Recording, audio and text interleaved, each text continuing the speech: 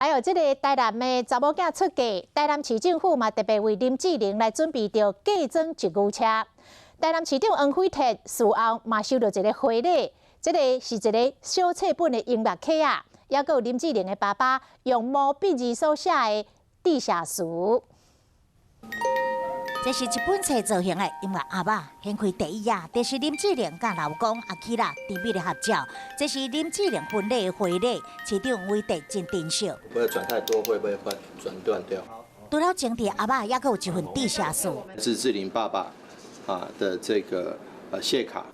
10月17，林志玲返来故乡台南举办婚礼，伊牵爸爸的手，踏上红地毯。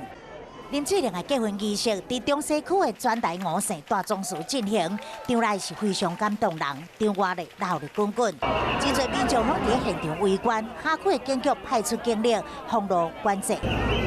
来到下晡的婚宴地点南美馆，一馆外面嘛拢是人客人。林志玲的世纪婚礼，和台南是增加真侪游客。周边的孔庙园区，还有其他相关的园区，游客成长数也超过一半。根据台南市府的统计，附近景点孔庙游客人数加3成。